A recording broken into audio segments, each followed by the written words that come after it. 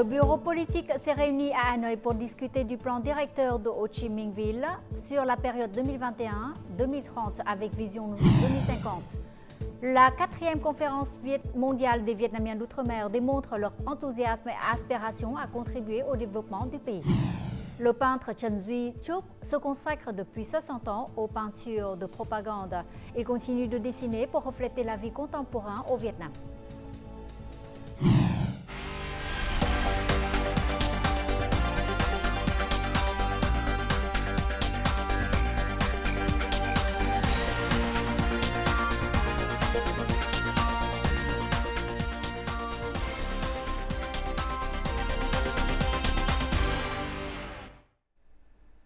Mesdames et messieurs, bonjour. Merci d'être avec nous dans cette nouvelle édition du Journal francophone. Le bureau politique du PCV s'est réuni ce vendredi à Hanoï pour discuter du plan directeur de Ho Chi Minh Ville, période 2021-2030, avec vision jusqu'en 2050. Le secrétaire général et président Tô Lâm a exigé que ce plan concrétise les politiques et les lignes directrices du parti, ainsi que les résolutions du comité central du parti, du bureau politique et du secrétariat. Il a souligné que ce plan devrait être conforme aux législations en vigueur, tout en mettant en valeur la position stratégique de la Bécapole du Sud. Le secrétaire général et président Tô Lâm a rappelé que l'objectif est de faire de Ho Chi Minh Ville un centre économique, financier, culturel, éducatif, scientifico-technologique et de services de l'Asie du Sud-Est et de l'Asie, ayant une compétitivité de niveau international.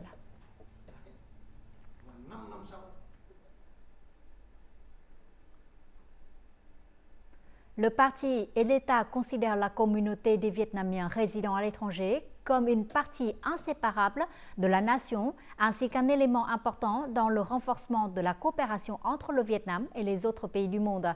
C'est ce qu'a souligné le secrétaire général et président Tô Lâm en recevant ce vendredi à Hanoï la délégation vietnamienne de l'étranger participant à la 4e conférence mondiale des Vietnamiens à l'étranger et au Forum des intellectuels et experts vietnamiens de l'étranger 2024.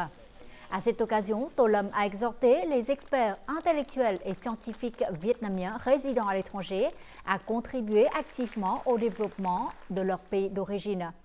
Selon lui, dans les temps à venir, le parti et l'État continueront de perfectionner les politiques pour mieux protéger les intérêts légitimes des Vietnamiens à l'étranger. À l'invitation de son homologue laotien, Seyson Siphandone, ce vendredi 23 août, le Premier ministre Phạm Minh Chính a participé et prononcé un discours par visioconférence depuis Hanoï au 3e sommet des femmes dirigeantes de l'ASEAN. En 2023, le Vietnam a gagné 11 places en matière d'égalité des sexes par rapport à 2022, passant à la 72e place sur 146 pays participants au classement. Le Premier ministre Phạm Minh Chính a souligné la nécessité d'intensifier la coopération pour promouvoir le potentiel et libérer la force des femmes. Il a exhorté les pays de l'ASEAN à renforcer la sensibilisation sur le rôle des femmes, à promouvoir des politiques pour encourager leur participation dans tous les domaines. Dans le même temps, il faut continuer à perfectionner les institutions et les politiques visant à promouvoir l'égalité des sexes, de s'adapter au vieillissement rapide de la population et au changement climatique. Ce vendredi après-midi à Hanoï, la 4e conférence mondiale des Vietnamiens d'outre-mer et le Forum des intellectuels et experts vietnamiens à l'étranger 2024 se sont clôturés. Les délégués venus de tous les coins du monde ont participé sans intervention, apportant leurs idées dans de nombreux domaines, démontrant leur enthousiasme et leur aspiration à contribuer au processus de construction et de développement d'un Vietnam de plus en plus prospère et heureux. La loi sur la nationalité, la reconnaissance de la communauté vietnamienne dans certains pays en tant que minorité ethnique, les politiques visant à préserver les ressources intellectuelles, le renforcement de la promotion de la culture et de la langue vietnamienne à l'étranger. Tels sont quelques-uns des principaux contenus abordés lors de la conférence mondiale des Vietnamiens d'outre-mer. Les idées apportées par les délégués venus de nombreux pays et territoires ont été écoutées et notées par le Premier ministre Phạm Minh Chính. J'ai formulé 7 suggestions et j'espère que le Premier ministre et d'autres ministères et agences les considéreront afin de réduire les obstacles existants. C'est le souhait de nombreux Vietnamiens résidant en Europe. Comme l'a dit le Premier ministre, il est là pour retenir les pensées, les aspirations des Vietnamiens d'outre-mer. Je crois que cette conférence, comme celle de Dien Hồng, marquera un jalon dans le processus de renforcement des liens entre les Vietnamiens d'outre-mer et la patrie. Cette conférence mondiale comprend 4 sessions thématiques portant sur les questions liées à la communauté des Vietnamiens d'outre-mer dans la nouvelle situation. Je constate cette année une participation plus nombreuse des jeunes Vietnamiens de l'étranger, en particulier des experts dans les domaines de l'innovation et de la technologie. C'est une opportunité importante de promouvoir la ressource de jeunes intellectuels vietnamiens d'outre-mer. Je pense que c'est une nouvelle ressource et que nous devons régulièrement leur donner l'occasion de nouer des liens avec les scientifiques dans le pays. Il est important de leur donner confiance afin de susciter leur esprit de responsabilité. Ils ont un fort attachement au pays natal, mais ils ont également besoin de moyens pour travailler et contribuer plus efficacement. Dans la situation internationale et régionale de plus en plus complexe, les avis apportés par les Vietnamiens d'outre-mer sont d'une grande valeur. Nous aurons la responsabilité de les traiter et de les transformer en des programmes d'action très spécifiques. En marge de cette conférence sont également organisées des visites de terrain et des échanges entre les délégués vietnamiens d'outre-mer et les représentants de nombreuses localités et entreprises nationales. Au cours du premier semestre 2024, le secteur agricole a réalisé un chiffre d'affaires à l'exportation de 29,2 milliards de dollars. Selon des experts agricoles et des chercheurs, afin d'atteindre une valeur plus élevée des exportations de produits agricoles. Au lieu d'exporter des produits frais ou en brut, les entreprises doivent se concentrer davantage sur la transformation en profondeur des produits agricoles pour améliorer leur compétitivité. Tout de suite, les détails. Ce lot de fruits de jacquier séchés est prêt à être exporté vers le pays d'Asie du Sud-Est.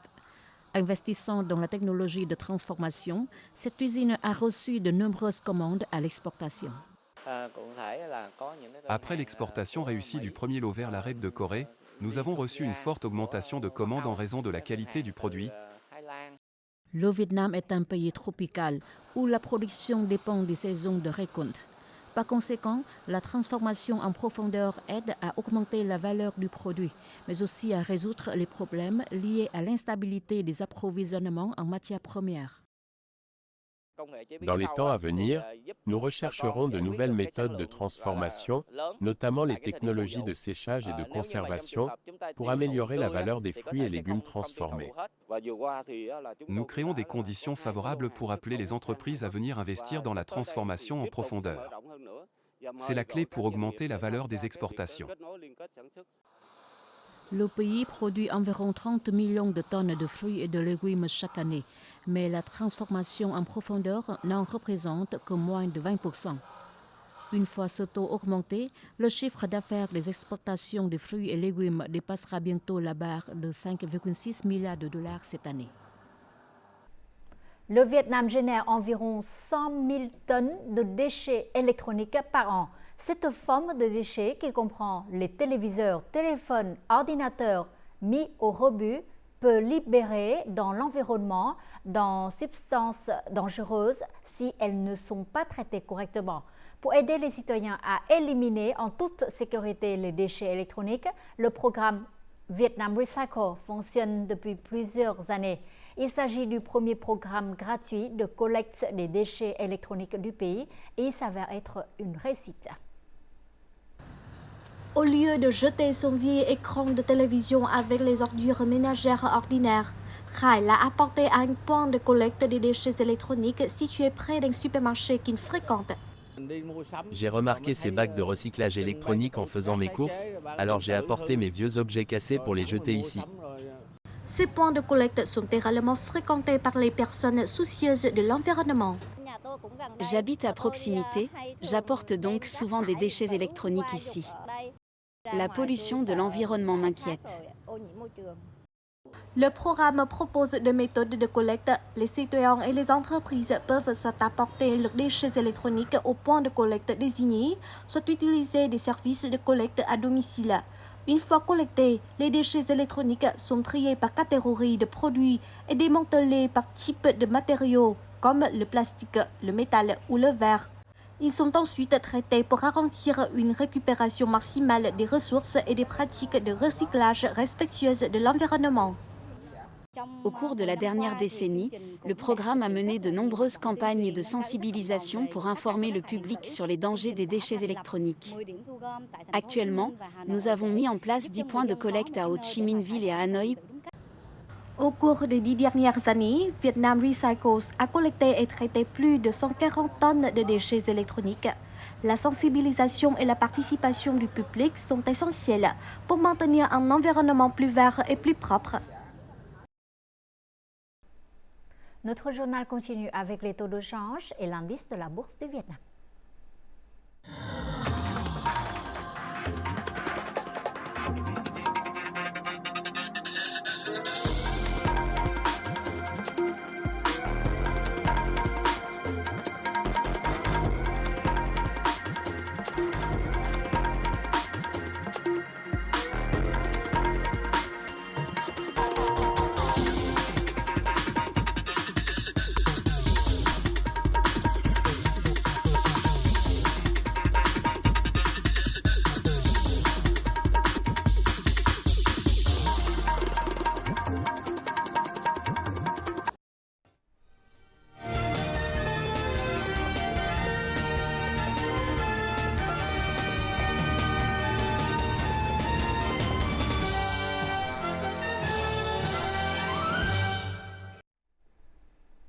Et tout de suite, un condensé des faits marquants de la semaine écoulée, résumé en bref et en images. Du 18 au 20 août, le secrétaire général du Parti communiste et président vietnamien Tô Lâm a effectué une visite d'État en Chine.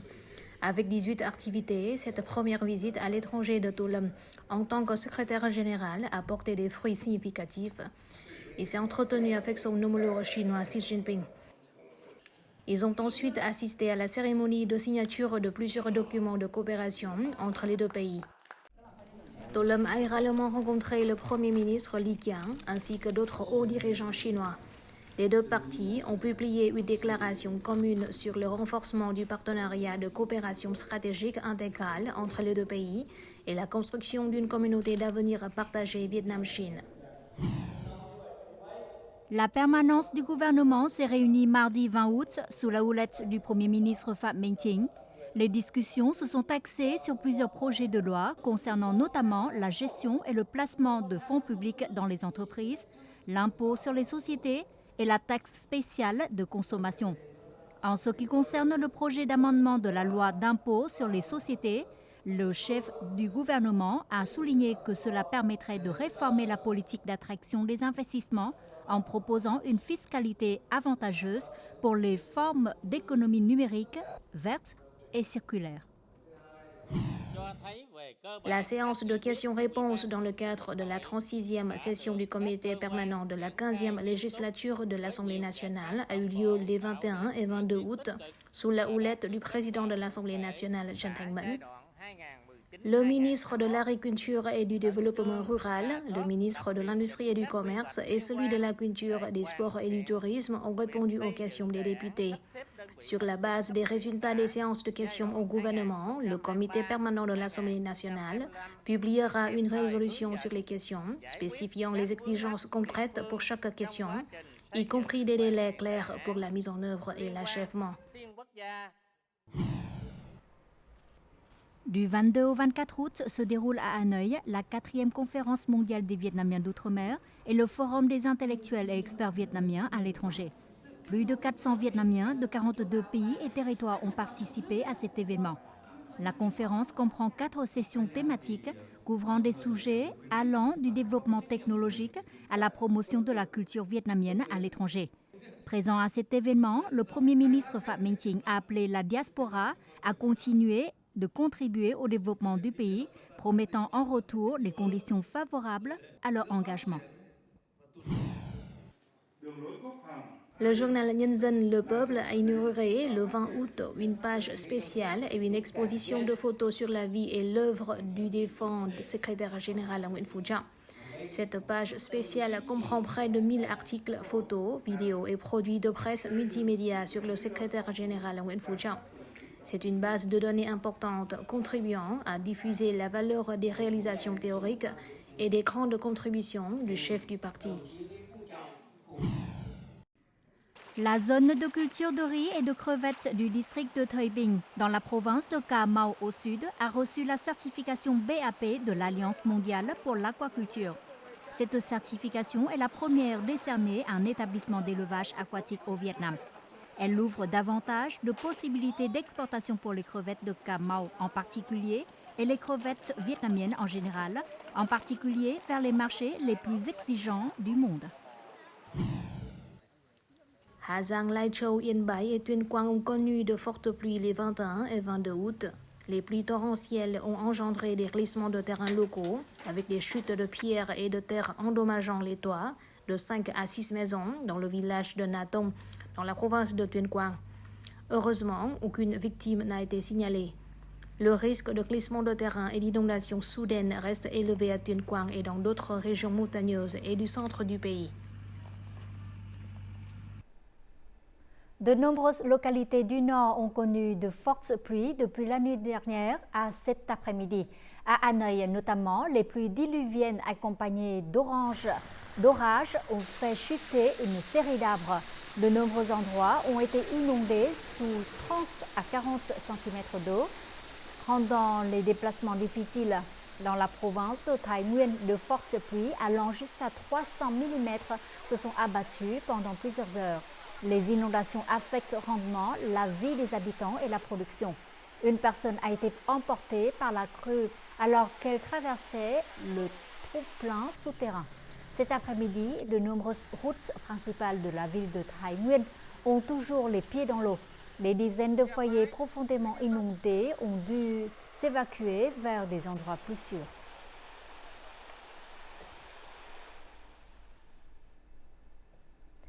Selon les dernières données publiées par la plateforme de voyage en ligne Agoda, Nha Trang au Vietnam est l'une des destinations attractives pour profiter des activités d'exploration sous-marine en Asie.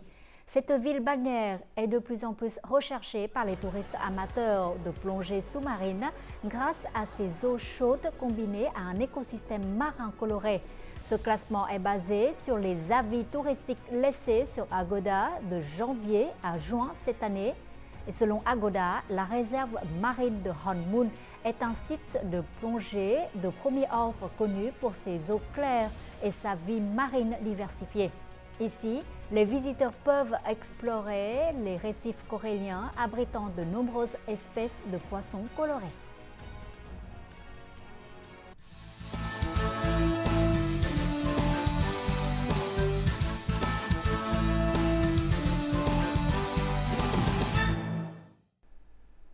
Êtes-vous curieux des peintures colorées dans les rues du Vietnam? Pendant les guerres, les peintures de propagande avaient pour but d'encourager l'esprit national. Aujourd'hui, les peintures de propagande existent encore, reflétant les aspects divers de l'histoire et de la vie contemporaine au Vietnam. Et dans ce chapitre, Le Vietnam en un clin d'œil, découvrons ensemble les peintures de propagande du peintre-artiste Trần Duy Trúc, qui se consacre depuis 60 ans à cette lignée picturale. Nous apprendrons également comment la jeune génération d'artistes apporte un nouveau souffle aux peintures de propagande.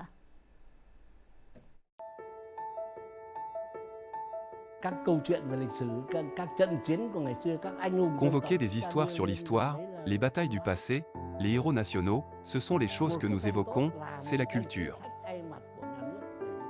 Un bon tableau est un tableau politique au nom de l'État afin que nous puissions créer de la propagande pour que les gens puissent voir et savoir immédiatement ce qu'ils doivent faire et apprendre de ce tableau.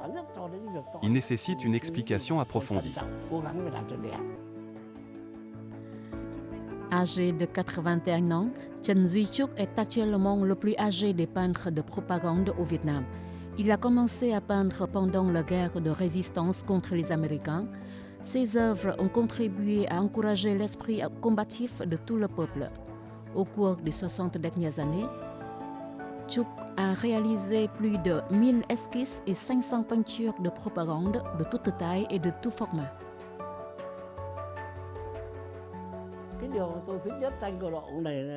Pendant la guerre, ces peintures étaient largement diffusées auprès de tous. Par exemple, durant les raids américains sur le Nord en 1965, je suis allé moi-même à l'endroit où l'avion américain s'est écrasé pour esquisser ce qui se passait. Ainsi, mes peintures de propagande avaient un grand pouvoir de persuasion. Les peintures de propagande sont apparues au Vietnam parallèlement au processus de colonisation française. À cette époque, l'image de propagande était le moyen de communication le plus efficace. En regardant les images de propagande, les gens se rendent immédiatement compte qu'il s'agit de l'histoire du Vietnam. Chaque période a ses propres caractéristiques qui reflètent l'histoire, la culture de tout un pays, toute une nation. Les peintures de propagande sont très variées en termes de sujets, de couleurs et de style. Chaque artiste raconte des histoires différentes à travers ses propres peintures. Cette peinture de propagande de l'artiste Chen Duy-Chuk célèbre le 70e anniversaire de la libération de la capitale. Tout le monde était très heureux, très excité de saluer les soldats vainqueurs. Les gens étaient des deux côtés de la route, tenant des drapeaux et des fleurs. J'ai alors dessiné une vieille dame, un enfant et une femme offrant des fleurs à un soldat. C'était le sentiment sacré de la population pour les soldats de l'Enclos, venus libérer la capitale. Via la fenêtre ouverte, j'ai vu une armée marcher vers le centre de la ville. Il y a des fenêtres joyeuses, il y a des oiseaux regardant une ville paisible et indépendante. En plus de raconter des histoires historiques, les peintures de propagande continuent de se développer fortement, contribuant à diffuser et à promouvoir les caractéristiques culturelles uniques de la nation.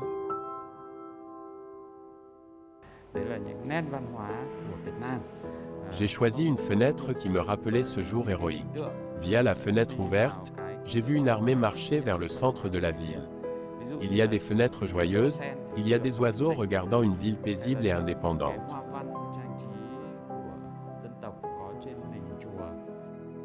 Les peintures de propagande au Vietnam reflètent les caractéristiques culturelles du Vietnam. Ce qui se voit à travers les images symboliques comme la fleur de lotus, l'image du président Ho Chi Minh ou des motifs décoratifs au sommet de la pagode. Mes œuvres parlent des aspects positifs de la vie. Elles sont riches en identité nationale vietnamienne. Actuellement, de nombreux jeunes artistes apportent un nouveau souffle aux peintures de propagande. À mesure que la technologie évolue, les méthodes commencent à changer. Les peintures de propagande apparaissent davantage sur les supports numériques et notamment sur Internet. Les jeunes artistes sont très forts en graphique moderne, ils dessinent bien sur ordinateur. Les peintures de propagande d'aujourd'hui ont leur propre esthétique de l'ère numérique. Aujourd'hui, il y a une large variété d'outils sur Internet, de systèmes graphiques comme Photoshop, Corel et... C'est un monde infini dans lequel les jeunes artistes peuvent faire valoir leur créativité. Aujourd'hui, les peintures de propagande peuvent être imprimées sur les chemises, sur les sacs et beaucoup d'autres choses. Leur pouvoir de diffusion est donc très élevé. Les peintures de propagande ne se démodent jamais. L'important est que l'artiste poursuive son style de peinture ou non. J'ai toujours une passion ardente pour les peintures de propagande et j'espère que de nombreux jeunes d'aujourd'hui pourront poursuivre cette ligne de peinture. Je suis déjà vieux, mais je fais de mon mieux parce que j'aime mon travail. Maintenant, je continue de peindre pour servir le peuple.